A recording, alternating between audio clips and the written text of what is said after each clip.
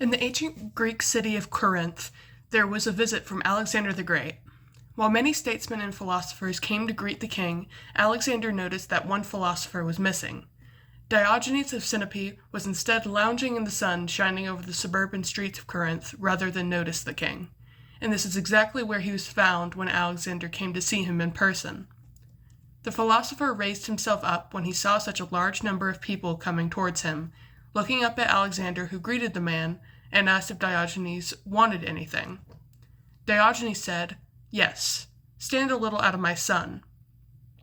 An account of the event written by Plutarch said that Alexander was so struck by this and admired so much the haughtiness and grandeur of the man who had nothing but scorn for him, that he said to his followers, who were laughing and jesting about the philosopher as they went away, "But truly, if I were not Alexander, I wish I were Diogenes." Diogenes is a Greek philosopher known as one of the founders of Cynicism. Cynic, translated from Greek, means dog-like. This coincides with the Cynic's rejection of societal convention and instead sees nature as the standard of which an individual should hold themselves to. Cynicism and the teachings of Diogenes are a great well of philosophy that would benefit your life should you choose to follow them. This includes the benefits of living according to nature, a pursuit of freedom, and knowing the importance of training and toughness. That leads us into living according to nature, the first benefit of cynicism. Living according to nature instead of societal convention can help relieve you of shame. Nature offers the clearest indication of how to live the good life, which is characterized by reason, self-sufficiency, and freedom.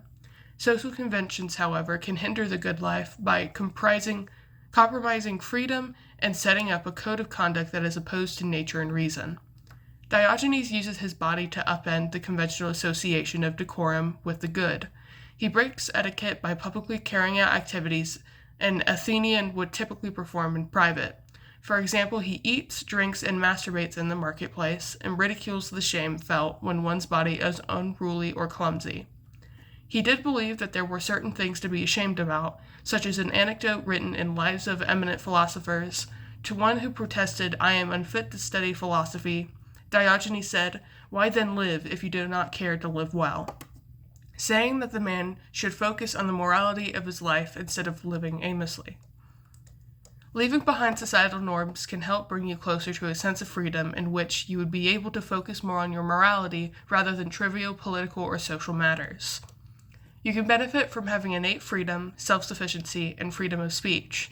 Freedom is advocated in three related forms: eleutheria, freedom or liberty; autokeria, self-sufficiency; and parrhesia, freedom of speech or frankness.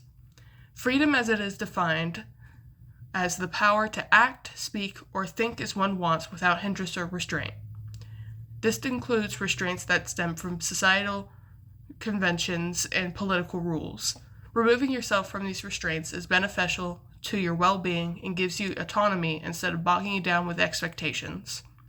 Self-sufficiency in that you are able to meet your basic needs without any outside help, living without having to be dependent on others for your survival or livelihood. Freedom of speech that demonstrates a unique confluence of humor, fearless truth-telling, and political subversion. There is the risk that accompanies speaking in such an honest or blunt way, but the speech is not held down by manners or social norms and instead focuses on telling the complete truth.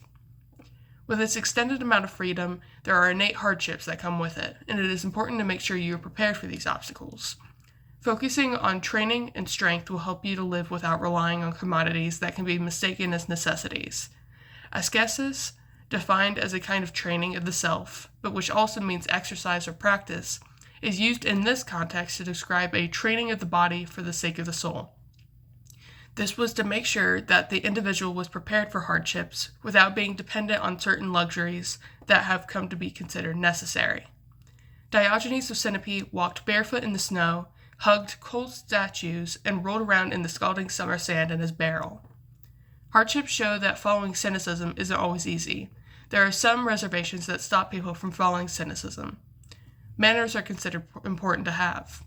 Focusing on being nice and pleasing those around you can take a lot of mental energy, and a lot of times manners can become an obstacle in the way of honesty when you're afraid of offending someone.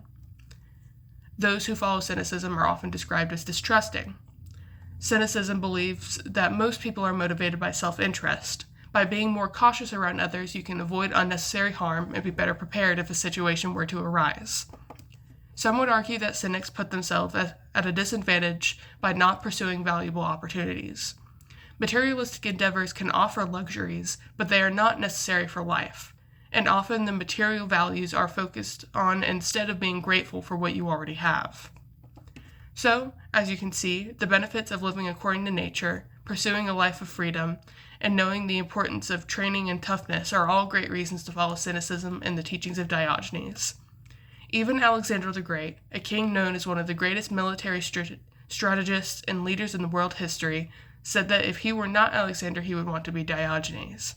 If a man such as that sees the value in Diogenes and his way of life, that may be the sign you need to realize that you would personally benefit from following cynicism.